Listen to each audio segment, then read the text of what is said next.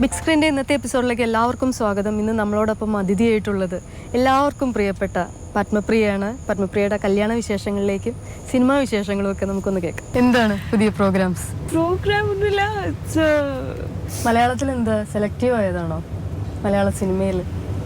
അങ്ങനെ എന്തിനാ ചോദിക്കുന്നേ? I've always been selective. I've never had too many releases like other actresses. അത് മാത്രമല്ലാതെ എൻ്റെ പഠിപ്പും ഉണ്ടായിരുന്നു. So because of that I have reduced. But എനിക്ക് സെലക്റ്റീവ് ഒന്നുമില്ല. I love to. I'm greedy. I'm always എപ്പോഴും ഞാൻ greedy ആണ് to do more films. But there should be something for me also to do in it. അപ്പോൾ അങ്ങനെ വരുമ്പോൾ നമ്മൾ അങ്ങനെ ഭാഗം എടുക്കാം. അങ്ങനെ വന്നില്ലെങ്കിൽ അങ്ങനെ ഒരു നിർബന്ധിച്ചിട്ട് സിനിമയെ ചെയ്യണം അങ്ങനെ ഒരു നിർബന്ധമില്ല. കിട്ടിയാൽ ഭേദം അങ്ങനെ നല്ല നല്ല പടങ്ങൾ. പക്ഷേ every time you don't get a good role or a good film or a good team. So it's a function of all of that put together.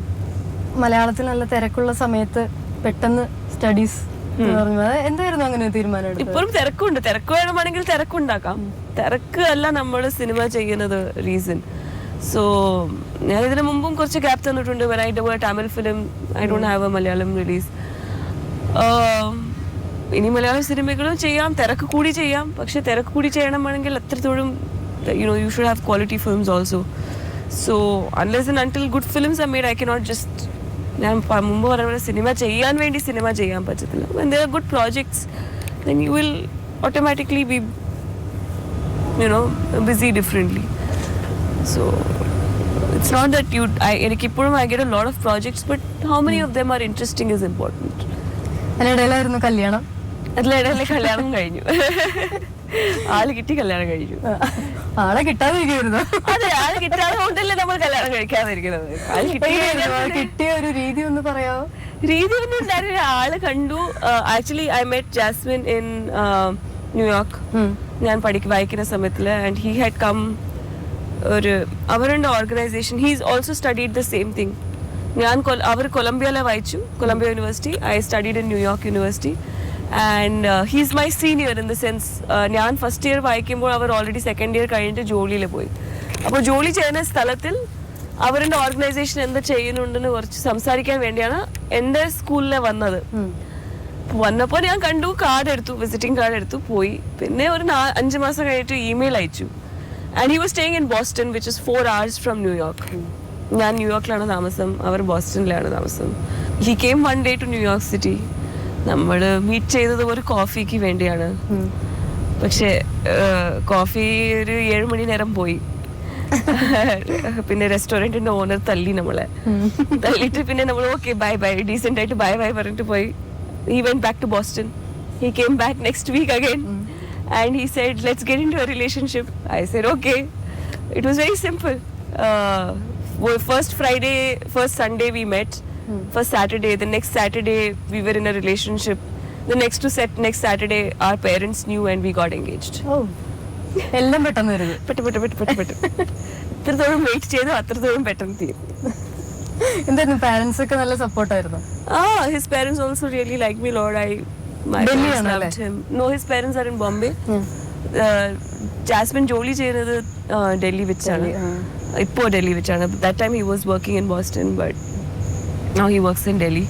അവരുടെ അച്ഛനമ്മ ബോംബെയിലാണ്. He's a Gujarati, but എൻ്റെ അച്ഛനമ്മ ഹൈദരാബാദിലാണ്. So we met and then അപ്പോൾ എല്ലാ സിറ്റിയിലും ഇങ്ങനെ എല്ലായിടത്തും ഉണ്ട് ഓരോരുത്തർ. So we decided that we wanted to get married in the 3rd week. പക്ഷേ ഞാൻ അപ്പോൾ ന്യൂയോർക്കിലുണ്ടായിരുന്നു. that was in May end. So I came back to India in June. Jasmine അത് ബോസ്റ്റണിൽ ജോലി ചെയ്യുന്ന ഓർഗനൈസേഷനിൽ കൂടെയാണ് എവിടെയും ഇന്ത്യയിലും ജോലി ചെയ്യുന്നത്. പക്ഷേ he came back, wrapped his 1-year work and came in August. He met my parents. The minute he came, he met my parents. Then I met his parents. Then ഒരു നല്ല ദിവസം നോക്കിയിട്ട് അടുത്ത മാസം we got engaged. And then we got married a year and a half later, which is എന്തുകൊണ്ട് സിനിമയിൽ ആരും ഉണ്ടായിരുന്നില്ല? ഒരു ചെറിയ ഫംഗ്ഷൻ ആയിട്ട് ഫാമിലി മാത്രം. എനിക്ക് ആദ്യം actually I wanted to just do a registered marriage. But Jasmine he's a Jain, I'm a Hindu, he's a Gujarati, I'm a Tamil. So നമ്മൾ വിചാരിച്ചു ഇങ്ങനെ ഒരു ആഘോഷത്തിലെ മാത്രമാണ് നമ്മളുടെ റിലേറ്റീവ്സ് ഒക്കെ മീറ്റ് ചെയ്യാൻ പറ്റും. So we created this whole marriage thing because we wanted our relatives to meet each other. അപ്പോൾ ആ തിരക്കിൽ നമ്മൾ സിനിമയുടെ ആൾക്കാർ വന്നാൽ obviously attention will go to the movie stars. അത് വേണ്ടാന്ന് നമ്മൾ തീരുമാനിച്ചു. It was only meant for family. So ചെറുതായിട്ട് നമ്മുടെ ഫാമിലിക്ക് വേണ്ടി it was not small in that sense, but also because it was inter-religious. ഞാൻ എൻ്റെ രീതിയിലെ കല്യാണം, അവരുടെ രീതിയിലെ കല്യാണം, അങ്ങനെയൊക്കെ ഒന്നും നടന്നില്ല. We just got a simple Arya Samaj wedding, but it was a lot of fun. We had a engagement night, previous night, and dance and all that. So it was a lot of fun. But it was meant for the relatives and the families. So other kinds, we all went out also, and so it was just meant for families. That's why it did not make sense to get. സുഹൃത്തുക്കളില്ലേ സിനിമയിൽ? സുഹൃത്തുക്കളുണ്ട്. അപ്പോൾ ജാസ്മിന്റെ സുഹൃത്തുണ്ടായിരുന്നു, എൻ്റെ സുഹൃത്തുണ്ടായിരുന്നു, കുറവായിട്ടുണ്ടായിരുന്നു. പക്ഷെ നമ്മൾ ഒരാളെ വിളിച്ചു കഴിഞ്ഞാൽ മറ്റാൾക്കാരെ വിളിച്ചില്ലെങ്കിൽ ശരിയാവില്ല. Because I have so many friends in the industry. It would not be fair. So that's one of the reasons I decided it will be unfair to call one friend and not to call another friend. And I really respect. I wish we can have a party sometime. പക്ഷെ എൻ്റെ ജോലിയും ജാസ്മിൻ്റെ ജോലിയും ഒരു വേറെ തിരക്കാണ്, പിന്നെ ആൾക്കാരുടെ തിരക്കും. So we don't want to have a party for the sake of it. We'll have lot of parties with a lot of people and celebrations, and I think that's more enjoyable than just having ഒരു ദിവസം എല്ലാവരും വന്നിട്ട് അങ്ങനെ ഒരു ക്യാമറയുടെ മുമ്പ് നിന്നിട്ട് photo എടുക്കാതെ ഇങ്ങനെ നമ്മൾ കൂടി മീറ്റ് ചെയ്തതാണ് ഭേദം. That will be a better way of. ഒരു ആക്ട്രസ് കല്യാണം കഴിഞ്ഞാൽ ആദ്യം ചോദിക്കുന്ന ചോദ്യം എന്താ? അഭിനയിക്കോ?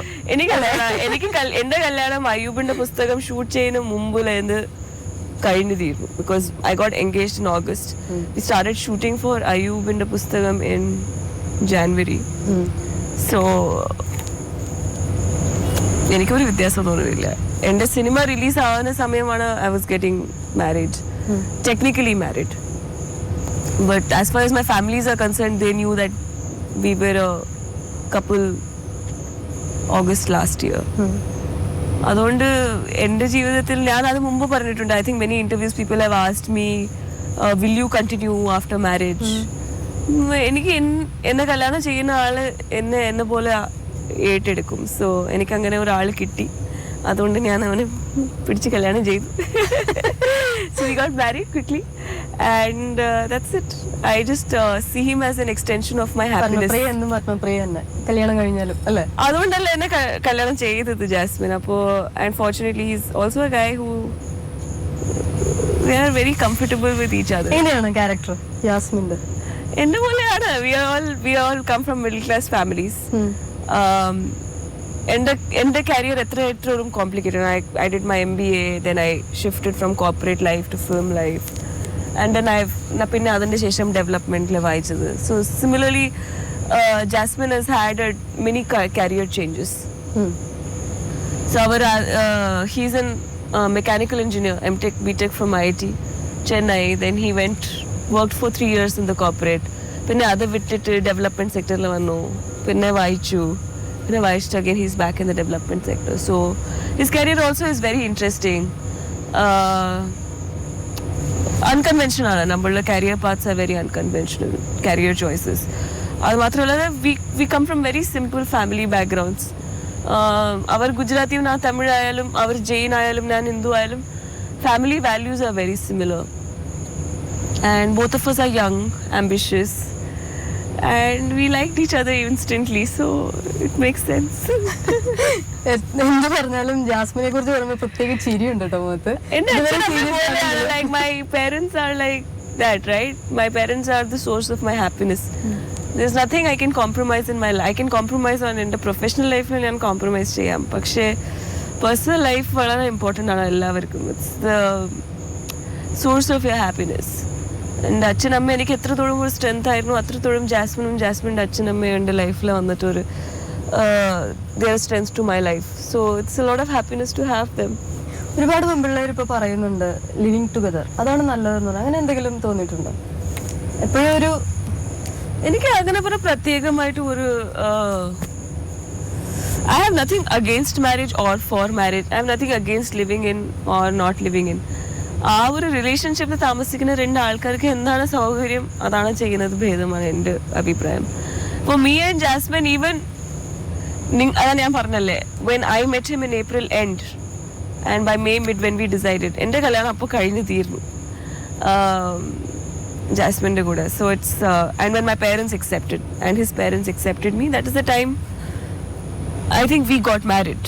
പക്ഷേ ഈ കല്യാണം എന്ന് പറയുന്ന സംഭവം എല്ലാവരും ചെയ്യുന്ന സംഭവമാണ്. Whether you do it in a living in relationship pattern or you add a document to it. If tomorrow nothing works between two people and they separate, just by signing a few documents it becomes a little more painful. Marriage in a process is more institutionalized. So the process may be painful physically, but emotionally it's a painful process anyway when two people part. And so it should be a decision of two people who decide. For me, it doesn't matter I'm in love with this man and he gives me happiness and his parents give me happiness. So if being in a so-called institution of marriage makes sense, then it makes sense. It doesn't matter to me. It does not make me less or more available to any other man. If I was in a relationship and not married to Jasmine, I would still be committed to him. അപ്പോൾ അവരുടെ കൂടെ ഇരിക്കുമ്പോൾ ഞാൻ മറ്റാളെ നോക്കിയിട്ടോ അങ്ങനെ ചെയ്യാനുള്ള പരിപാടി എനിക്കില്ല. I am a very committed person. So എനിക്ക് എൻ്റെ ജീവിതത്തിൽ പേഴ്സണൽ ലൈഫിലെ കൺഫ്യൂഷൻ ഇഷ്ടമില്ല. പ്രൊഫഷണൽ ലൈഫിൽ കുറേ കൺഫ്യൂഷൻസ് ഉണ്ട്, but personal life I don't like confusion. So marriage ഉണ്ടോ ഇല്ല, ഞാൻ പറഞ്ഞ പോലെ എനിക്ക് എൻ്റെ കല്യാണം ജാസ്മിൻ്റെ കൂടെ 1.5 വർഷം മുമ്പ് കഴിഞ്ഞു. when I met him and my parents and his parents accepted me. So the act of marriage is not so important to me at all. സിനിമകളൊക്കെ എപ്പോഴാണ് കണ്ടത് ജാസ്മിൻ? പത്മപ്രിയയുടെ സിനിമകൾ? I think after my first or second meeting. പ്രശ്നം എന്താണ് പറഞ്ഞാൽ കേരളത്തിന്റെ cinema, മലയാള സിനിമകൾ subtitles ഇല്ലാതെ കിട്ടാൻ പാടാ. So he saw more of my Tamil films first. Now he started collecting some Malayalam films. Ayubന്റെ പുസ്തകം we both watched in the theatre. It had subtitles so he could understand. So അങ്ങനെ എൻ്റെ സിനിമകൾ അവർക്ക് cinema വളരെ ഇഷ്ടമാണ്, എനിക്ക് വേണ്ട പോലെ. So he watches my films as watching films. He does not see it as there is a curiosity element because നമ്മൾ അറിയുന്ന ആള് സ്ക്രീനിലിരിക്കുമ്പോൾ നമുക്ക് ഇച്ചിരി ഉണ്ടാവും. പക്ഷെ ഒരു 2-3 സിനിമകൾ കണ്ടിട്ട് ഒരു സിനിമ പോലെയാണ് നോക്കുന്നത് ആണ് എൻ്റെ അഭിപ്രായം. അടുത്ത പ്രാവശ്യം ജാസ്മിനെ കണ്ടാൽ അവരെ ചോദിച്ചേക്കാം. എങ്ങനെ മലയാളം പഠിച്ചത്? ഡയലോഗ് വായിച്ച് പഠിച്ചു അല്ലേ? ബുദ്ധിമുട്ടായിരുന്നില്ലേ പഠിക്കാൻ? ഇപ്പോഴും ബുദ്ധിമുട്ടാണ്. It is difficult language. So Tamil ചെയ്യുമ്പോൾ കുറച്ചുകൂടെ ഓബ്വിയസ്ലി. തമിഴ് ഇൻഡസ്ട്രിയും മലയാളം ഇൻഡസ്ട്രിയും തമ്മിലുള്ള എന്തെങ്കിലും ഡിഫറൻസ്? ഒരു വ്യത്യാസമില്ല, സിനിമയാണ് അത്രേ ഉള്ളൂ. കുറച്ചുകൂടി ബിഗ് ഇൻഡസ്ട്രി അല്ലേ അത്? കാശ് കൂടുതലാണ്, അതുകൊണ്ട് സിനിമ എടുക്കുന്ന രീതിയോ അല്ലെങ്കിൽ സിനിമയുടെ കണ്ടന്റോ അല്ലെങ്കിൽ സിനിമയുടെ ആൾക്കാർ മാറില്ലല്ലോ. അതേ ക്രെയിനും അതേ ടെക്നിക്സും എല്ലാം ഉണ്ട്. അതെങ്ങനെ നോക്കുന്നുണ്ട്, അത് ഒരു ആളും മറ്റാളും ഭയങ്കര വ്യത്യാസം ഉണ്ടാവും. ഇപ്പോൾ നമ്മളുടെ ഇൻഡസ്ട്രിയിൽ തന്നെ രഞ്ജിത്ത് ഏട്ടനുണ്ട്, ബ്ലെസ്സി ഏട്ടനുണ്ട്, അമലുണ്ട്. ഇവർ 3 പേരുടെ കാഴ്ചപ്പാട് നോക്കിയാൽ തന്നെ എത്ര വ്യത്യാസമുണ്ടല്ലേ. എല്ലാവരും 3 പേരും മലയാളികളാണ്. അപ്പോൾ what is not film making is vary by the person, not by the industry. കാശ് കുറച്ച് കൂടുതൽ ഇരിക്കുമ്പോൾ scale of projects may vary. But എന്നെ as far as I am concerned, at the end of the day, the audience and film making is the same everywhere. പലരും പറഞ്ഞു കേട്ടിട്ടുണ്ട് മലയാളത്തിൽ വരുമ്പോൾ ഒരു ഫാമിലി പോലെ ഫീൽ ചെയ്യുന്നു എന്ന് പറഞ്ഞു കേട്ടിട്ടുണ്ട്. അങ്ങനെ എന്തെങ്കിലും തോന്നിയിട്ടുണ്ടോ? It depends on whom you are working with. എനിക്ക് ഞാൻ ജോലി ചെയ്ത ആൾക്കാരുടെ കൂടെ എനിക്ക് അങ്ങനെ തോന്നിയിട്ടുണ്ട് തമിഴിലും, that it's a very family kind of an atmosphere. It's got nothing to do with money. It's got to do with whom you are working with. ആരുടെ കൂടെയാണ് ജോലി ചെയ്യുന്നതാണ് ഇമ്പോർട്ടൻറ്റ്. അത് നിങ്ങൾ മലയാളത്തിൽ തന്നെ ഒരു ഫാമിലി ഇല്ലാതെ ഇരിക്കാനുള്ള പരിപാടികളുണ്ട്, എനിക്കറിയാം. I have work with some people whom I not felt comfortable with. Comfortable എന്ന് പറഞ്ഞാൽ അങ്ങനെ ഒരു ഫാമിലി പോലെ എല്ലാ പ്രോജക്റ്റും അങ്ങനെ നടക്കാൻ പറ്റത്തില്ല. But that does not mean it is not a good experience. എല്ലാവരും ഫാമിലി ആകാൻ പറ്റില്ല. If you doing 5 projects, if everyone becomes a family, life will be a mess. But എനിക്കിപ്പോൾ I've only had good experiences with people and നമ്മൾ ജോലി ചെയ്തിട്ട് പോയാൽ നമ്മൾക്ക് അസുഖം തോന്നില്ല. And generally I have worked with interesting good people അവർക്ക് അവരുടെ ഫിലിം മേക്കിങ്ങും ക്രാഫ്റ്റാണ് വളരെ important. So I have never had an issue of എന്താ പറയാം, a difference between industries. I worked in Bengali, I worked in Telugu also, I worked in Hindi one. എനിക്ക് അങ്ങനെ ആൾക്കാരാണ് important. It's like your friends, like you stay in a city. If it's a new city, നിങ്ങൾക്ക് ഇഷ്ടപ്പെടാതെ കാരണം നിങ്ങൾക്ക് അവിടെ സുഹൃത്തുമാരില്ലാതുകൊണ്ട്. But once you have your set of people, then you are comfortable in that city. അങ്ങനെ പോലെ തന്നെയാണ് ഒരു പ്രോജക്റ്റിൽ നമ്മൾക്ക് ഇഷ്ടപ്പെടുന്ന ആൾക്കാരോട് നമ്മൾ ജോലി ചെയ്താൽ automatically you will feel at home. നിങ്ങളൊരു ഡ്രീം റോൾ ഉണ്ടോ? ഇല്ല. That's why I do such a variety of characters. If you have dream roles, you will never be able to do a variety of characters. നല്ല dancer ആണ്. ഇപ്പൊ stage shows ഒക്കെ ചെയ്യുന്നുണ്ടോ? അല്ല, ഞാൻ ഡാൻസ് പ്രാക്ടീസ് നടത്തിയിട്ട് കുറച്ച് കാലമായി. So it's been about 3 to 4 years since I have been practicing dance strongly. Cinema കഴിഞ്ഞാൽ എന്താണ് ഒരു ഹോബി എന്ന് പറയാൻ? എനിക്ക് ഒരുപാട് ഇഷ്ടങ്ങളുണ്ട്. എനിക്ക് I like travelling, I like music, I like reading a lot. I love dancing. I like spending time with friends, with family. I like learning new hobbies. For instance, ഞാൻ ഒരു സമയത്തിൽ I started learning മൃദംഗം. പറ്റില്ലായിരുന്നു, അത് വേറെ കാര്യം. But I like learning languages. അപ്പോൾ അങ്ങനെ കുറേ സംഭവങ്ങളുണ്ട്. Like there is a lot to do in life. സമയം മാത്രമാണ് പ്രശ്നം. പുതിയ projects? I am finishing my education in 3-4 months. So അതുകൊണ്ട് until I finish my education, I will not be signing another project till then. മലയാളത്തിലും തമിഴിലും ഒക്കെ ആയിട്ട് ഇവിടെ തന്നെ? Obviously. I mean, it's just these 3-4 months because അതിൻ്റെ ഒരു commitment തീർത്തു കഴിഞ്ഞാൽ പിന്നെ നമ്മൾ സുഖമായിട്ട് ഒരു ജോലി നടക്കാൻ പറ്റും. അല്ലെങ്കിൽ ഇവിടെയില്ല അവിടെയും ഇല്ലാതെ ഇരിക്കാൻ പറ്റില്ല. എനിവേ 3-4 months അല്ലേ.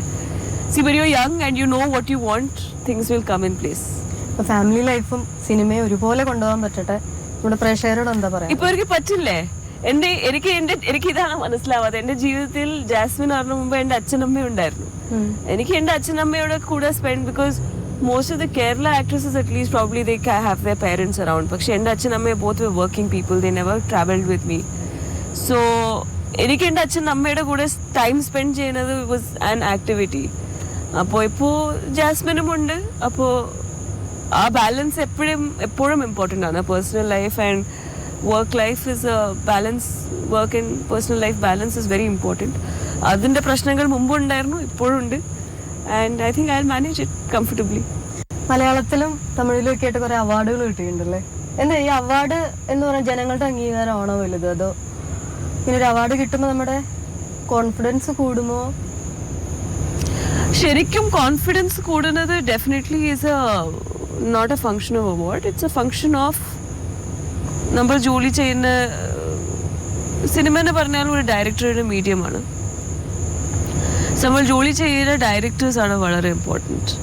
So if they are happy with your work, that is the biggest strength of confidence. Because ഒരു ഡയറക്ടറും ഒരു പടം എടുക്കുമ്പോൾ അവർ എത്ര സമയം എടുത്തിട്ട് അതിനെ കുറിച്ച് ആലോചിച്ച് ജീവിച്ചിട്ടാണ് പോകുന്നത്. നമ്മൾ വന്നിട്ട് അത് എക്സിക്യൂട്ട് ചെയ്തിട്ട് പോകുന്ന ആൾക്കാരാണ്. So if my directors are happy with what I have done to a film, then that's my biggest confidence measures. പിന്നെ അതിൻ്റെ അർത്ഥ അംഗീകാരം എന്ന് പറഞ്ഞാൽ ഇറ്റ്സ് ഡെഫിനറ്റ്ലി യുവർ ഓഡിയൻസ്.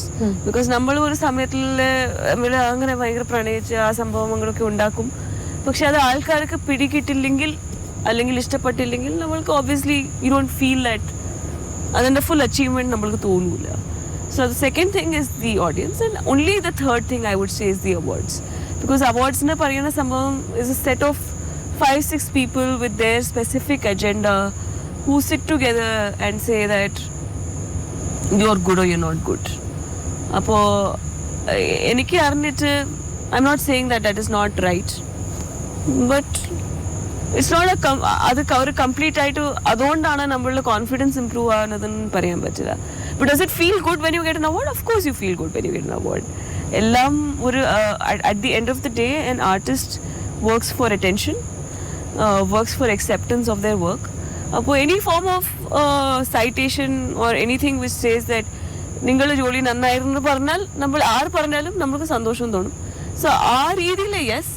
പക്ഷേ അംഗീകാരത്തിൻ്റെ സ്റ്റേജസിന് പറഞ്ഞാൽ ഇതാണ് എൻ്റെ അഭിപ്രായം. It's not that it's not important, but അതിൻ്റെ ഇമ്പോർട്ടൻസിൻ്റെ ഒരു ലെവലുണ്ട്. Thank you so much. Thank you so much.